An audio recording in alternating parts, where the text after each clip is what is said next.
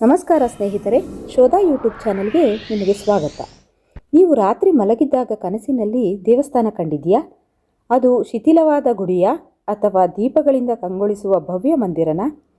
ಕನಸಿನಲ್ಲಿ ಬರುವ ದೇವಸ್ಥಾನ ಸುಮ್ಮನೆ ಬರೋದಿಲ್ಲ. ನಮ್ಮ ಆತ್ಮ ಮನಸ್ಸು ನಮಗೆ ಏನು ಹೇಳೋಕೆ ಹೊರಟಿದೆ ಅಂತ ಅರ್ಥ.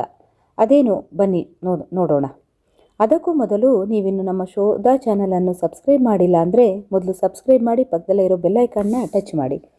ಸ್ವಪ್ನಶಾಸ್ತ್ರದ ಪ್ರಕಾರ ದೇವಸ್ಥಾನ ಅಂದರೆ ಶಾಂತಿ, ಭರವಸೆ ಮತ್ತು ಆಂತರಿಕ ಶಕ್ತಿಯ ಸಂಕೇತ. ಮೊದಲನೇದಾಗಿ ಮಾನಸಿಕ ನೆಮ್ಮದಿ. ನೀವು ಜೀವನದಲ್ಲಿ ಯಾವುದೋ ಸಮಸ್ಯೆ, ಗೊಂದಲದಲ್ಲಿ ಇದ್ದರೆ ನಿಮ್ಮ ಉಪಪ್ರಜ್ಞೆ ಮನಸ್ಸು ಸಮಾಧಾನ ಹುಡುಕುವಂಥ ದೇವಸ್ಥಾನದ ರೂಪದಲ್ಲಿ ಸೂಚನೆ ಕೊಡುತ್ತದೆ. ಎರಡನೇದಾಗಿ ಹೊಸ ಆರಂಭ. ಹಳೆಯ ಕರ್ಮ ಮುಗೀತು, ಹೊಸ ಅಧ್ಯಾಯ ಶುರುವಾಗಲಿದೆ ಅನ್ನುವುದರ ಸಂಕೇತ ಇದು. ಒಂದು ರೀತಿಯ ಆಧ್ಯಾತ್ಮಿಕ ರೀಸೆಟ್. ಮೂರನೆಯದು ರಕ್ಷಣೆ. ಯಾವುದೋ ದೈವಿ ಶಕ್ತಿ ನಿಮ್ಮನ್ನು ಕಾಯುತ್ತಿದೆ, ನೀವು ಒಬ್ಬಂಟಿಯಲ್ಲ ಅನ್ನೋ ಧೈರ್ಯವನ್ನು ಕನಸು ತುಂಬುತ್ತದೆ. ಕೇವಲ ದೇವಸ್ಥಾನ ಕಂಡರೆ ಸಾಲದು, ನೀವು ಕನಸಿನಲ್ಲಿ ಏನು ನೋಡಿದ್ರಿ ಅನ್ನೋದು ಮುಖ್ಯ. ಮೊದಲನೇದು ಸ್ವಚ್ಛ ದೀಪ ಬೆಳಗುವ ದೇವಸ್ಥಾನ. ಇದು ಅತ್ಯಂತ ಶುಭ ಸಂಕೇತ.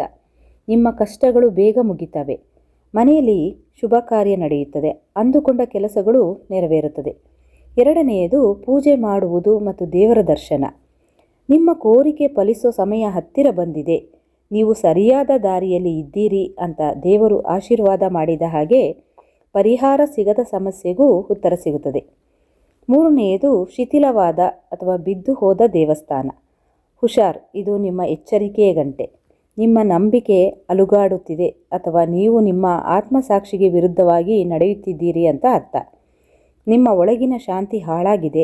ಧ್ಯಾನ, ಜಪ ಮಾಡಿ ಮನಸ್ಸನ್ನು ಸರಿಪಡಿಸಿಕೊಳ್ಳಿ. ನಾಲ್ಕನೆಯದು ದೇವಸ್ಥಾನಕ್ಕೆ ಹೋಗೋಕ್ಕೆ ಆಗದಿರುವುದು ಅಥವಾ ದೇವಸ್ಥಾನ ಬಾಗಿಲು ಹಾಕಿರುವುದು. ನೀವು ಏನನ್ನೋ ಸಾಧಿಸೋಕೆ ಹೊರಟಿದ್ದೀರಿ, ಆದರೆ ನಿಮಗೆ ಅಡ್ಡಿ ಮಾಡಿಕೊಳ್ಳುತ್ತಿದ್ದೀರಿ.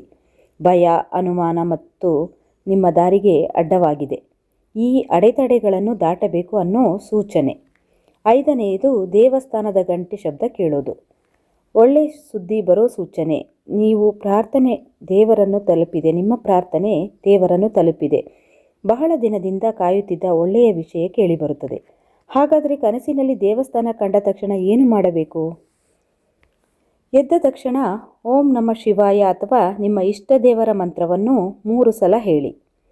ಅದೇ ದಿನ ಸಾಧ್ಯವಾದರೆ ಹತ್ತಿರದ ದೇವಸ್ಥಾನಕ್ಕೆ ಹೋಗಿ ದೀಪ ಹಚ್ಚಿ ಬನ್ನಿ. ಕನಸು ಭಯ ಹುಟ್ಟಿಸಿದರೆ ತುಳಸಿ ನೀರು ಚಿಮುಕಿಸಿಕೊಂಡು ಮನಸ್ಸಿಗೆ ಧೈರ್ಯ ತುಂಬಿಕೊಳ್ಳಿ. ಮುಖ್ಯವಾಗಿ ಆ ಕನಸು ನಿಮಗೆ ಏನು ಹೇಳ್ತಿದೆ ಅಂತ ಒಂದು ಕ್ಷಣ ಕಣ್ಣು ಮುಚ್ಚಿ ಆಲೋಚಿಸಿ. ನಿಮಗೆ ಉತ್ತರ ನಿಮ್ಮೊಳಗೇ ಸಿಗುತ್ತದೆ. ಕನಸುಗಳು ನಮ್ಮ ಜೀವನದ ಗೂಗಲ್ ಮ್ಯಾಪ್ ಇದ್ದಂತೆ. ಅದನ್ನು ಸರಿಯಾಗಿ ಅರ್ಥ ಮಾಡಿಕೊಂಡರೆ ದಾರಿ ತಪ್ಪೋದಿಲ್ಲ. ನಿಮಗೆ ಯಾವ ರೀತಿಯ ಕನಸು ಬಿದ್ದಿತ್ತು ಕಮೆಂಟಲ್ಲಿ ತಿಳಿಸಿ. ನಿಮ್ಮ ಕನಸಿಗೂ ಶೋಧ ಉತ್ತರ ಕೊಡುತ್ತದೆ. ಇಂತಹ ನಿಗೂಢ ಕುತೂಹಲಕಾರಿ ವಿಷಯಗಳಿಗೆ ಶೋಧ ಚಾನಲನ್ನು ಸಬ್ಸ್ಕ್ರೈಬ್ ಮಾಡೋದನ್ನ ಮರಿಬೇಡಿ. ಹಾಗೆ ಪಕ್ಕದಲ್ಲಿರೋ ಬೆಲ್ ಐಕಾನ್ನ ಟಚ್ ಮಾಡಿ.